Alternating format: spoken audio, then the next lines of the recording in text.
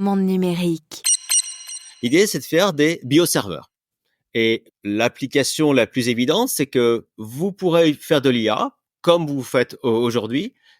Ce sera transparent pour vous, mais vous consommerez, je sais pas, 1000 à 10 000 fois moins d'énergie. Bonjour Fred Jordan. Bonjour.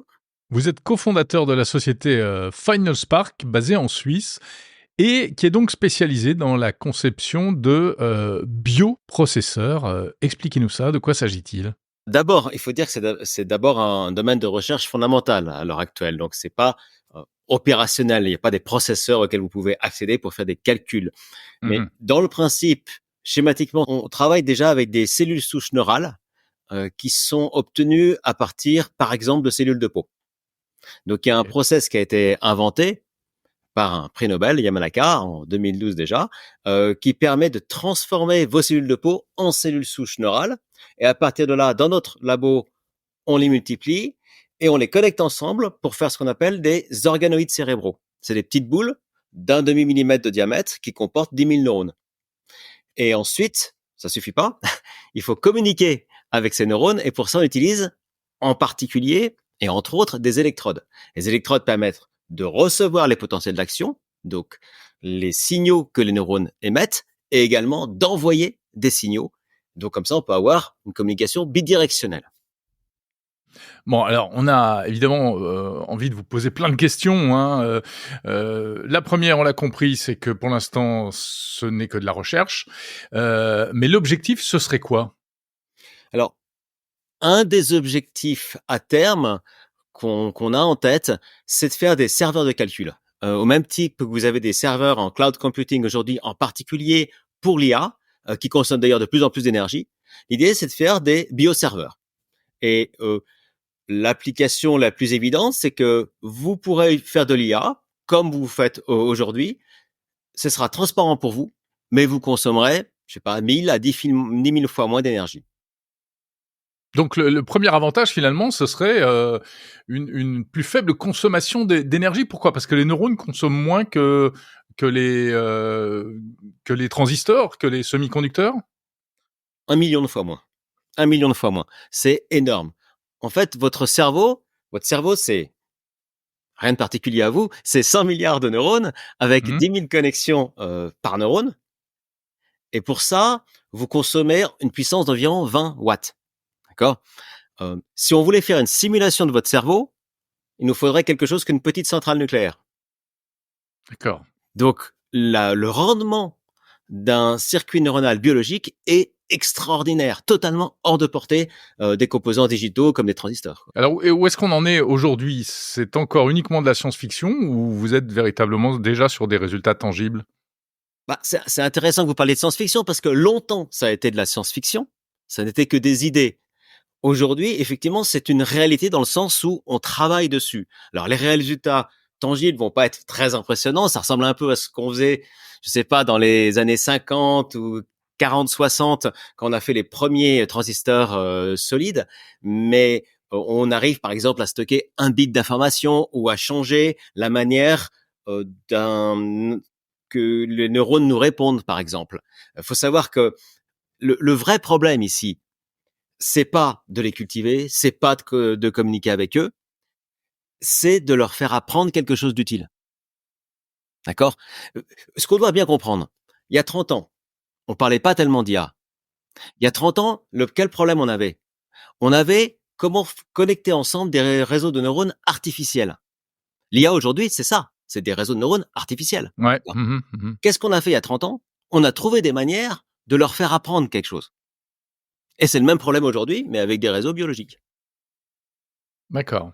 Est-ce que vraiment on peut espérer obtenir la même puissance de calcul avec ces neurones biologiques ? Ah oui, on peut obtenir la même puissance de calcul.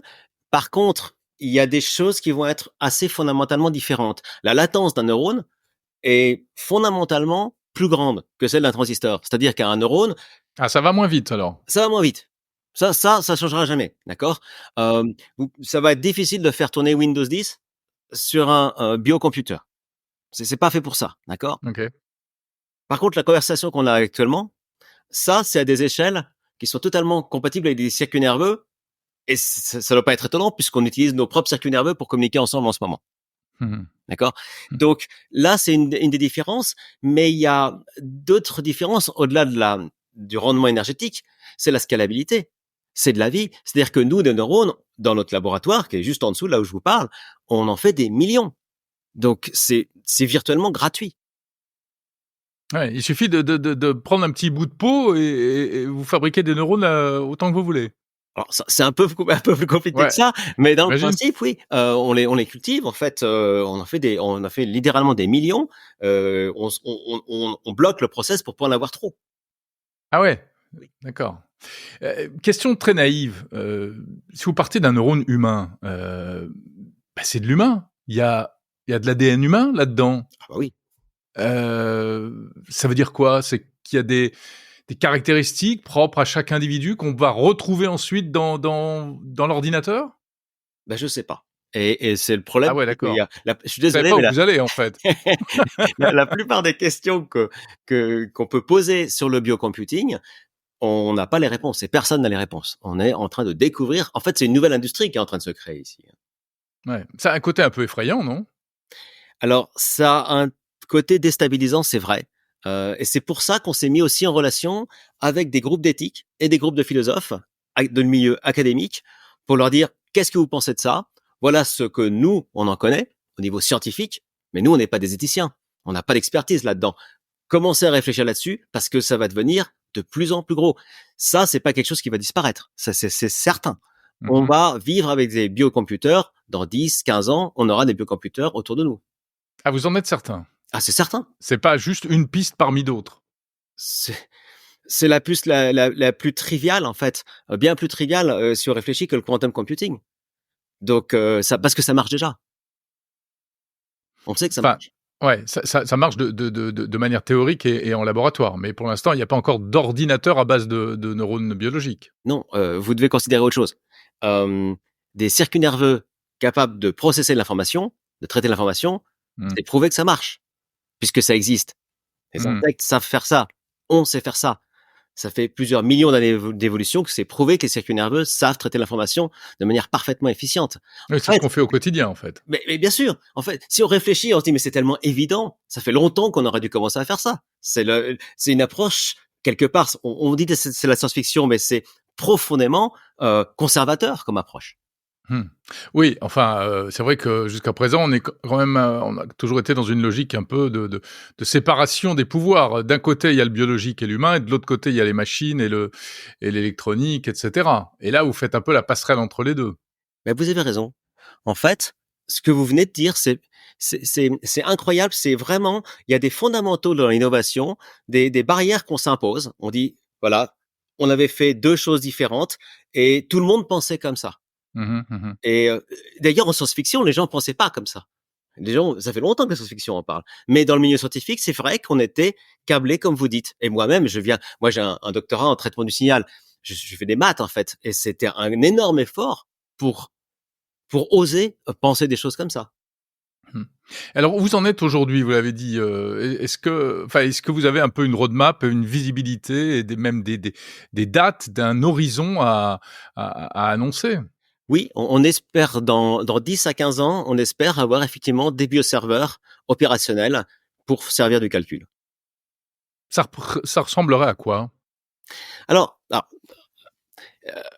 alors vu de l'extérieur, ce sera totalement transparent, hein, comme j'ai dit, hein. Mmh. Mais vu de l'intérieur, si vous Ce veniez sera dans des notre boîtes labo, comme ce qu'on a aujourd'hui?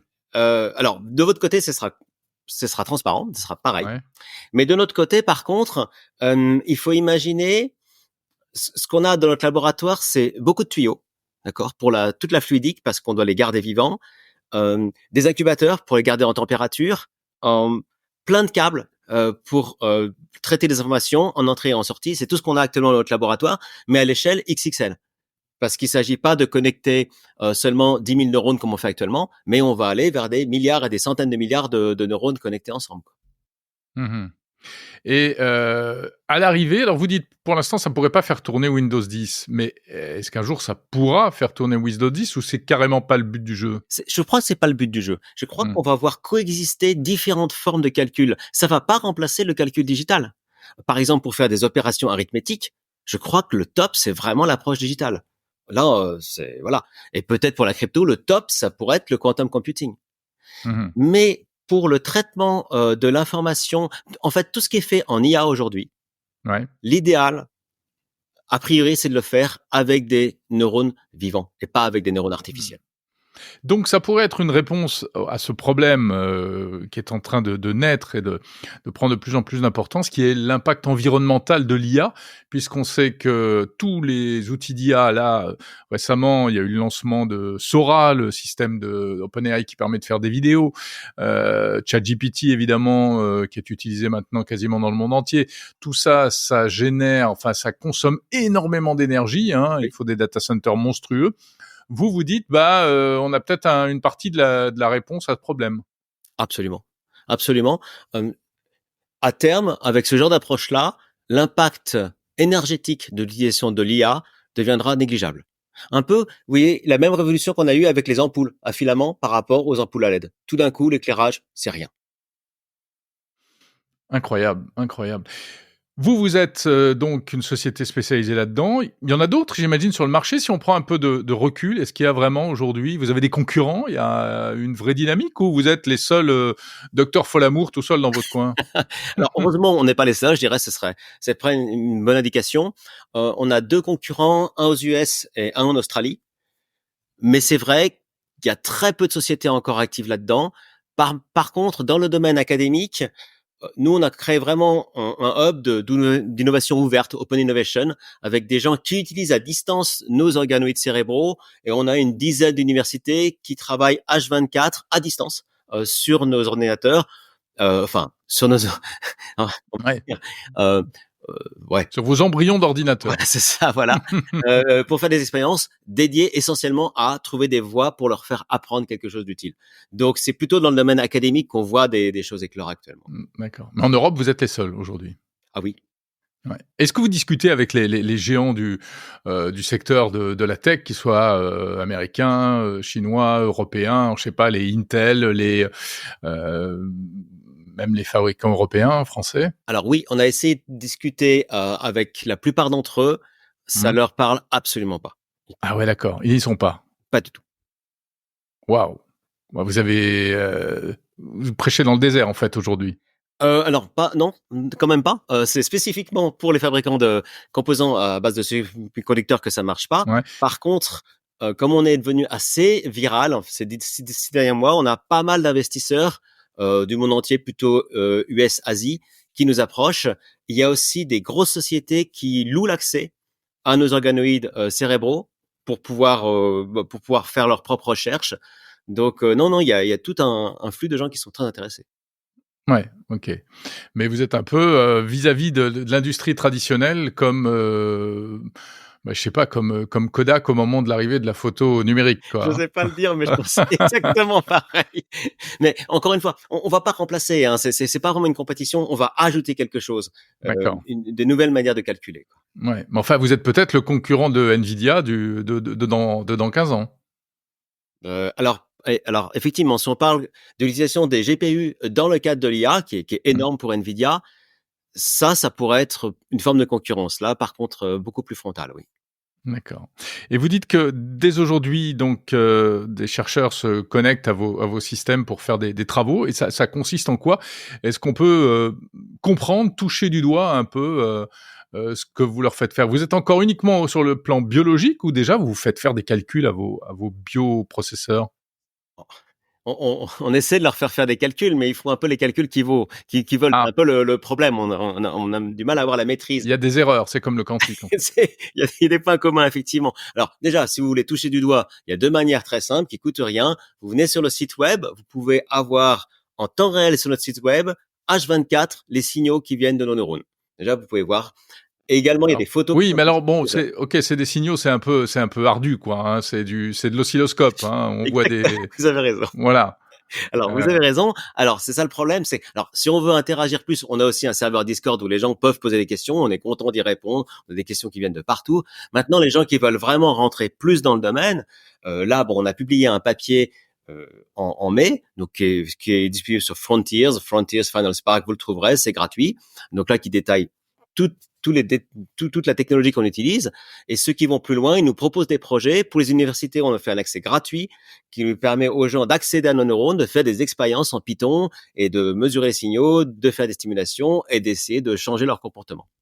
Sachant qu'il y a une chose que j'ai pas dit aussi, c'est qu'on utilise aussi des stimulations de type chimique. Comme la dopamine ou la sérotonine, le glutamate, des choses comme ça, des neuromodulateurs, pour en quelque sorte récompenser les circuits nerveux quand ils font ce qu'on attend d'eux.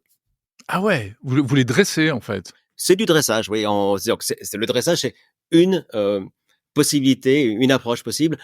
Le problème, c'est que l'apprentissage in vitro, c'est un domaine nouveau qui n'a pas été étudié en neurobiologie. Ok. C'est du dressage qui... Enfin, vous savez que ce genre de choses, c'est comme ça qu'on fabrique des drogués après, hein. Enfin, je veux dire, ils vont être... Vous avez intérêt à les doper, en fait, ces neurones. Non, il s'agit pas de doper, il s'agit de récompenser en fait au bon moment. C'est ce qu'on fait nous-mêmes tous les jours, c'est ce qu'on fait avec un enfant quand on le félicite ou avec un chien quand on lui donne un sucre. C'est des phénomènes de renforcement positif qui sont bien connus pour fonctionner en théorie comportementale. Ouais, bien sûr. Incroyable, étonnant. Bah écoutez, il y a aussi une porte qui s'ouvre. Est-ce que vous considérez que vous êtes un peu sur la voie du transhumanisme ou pas du tout? C'est-à-dire la jonction entre l'humain et la machine. Ah bien sûr, ça ajoute une piste de réflexion concernant le transhumanisme, parce que à partir de là, on pourrait imaginer même des extensions à notre cerveau qui seraient ici de type biologique. Ouais. En quelque sorte, c'est aussi assez conservateur. Il peut y avoir d'ailleurs des applications de type médical pour recréer des organoïdes cérébraux de parties qui ont été endommagées. Donc, il y a tout un champ. Encore une fois, c'est toute une nouvelle industrie qui est en train de s'ouvrir ici, quoi. Incroyable. Merci beaucoup, Fred Jordan, cofondateur de Final Spark. Et vous l'avez dit, donc, si on veut voir en quelque sorte en action ces bioprocesseurs, on peut aller sur votre site, finalspark.com.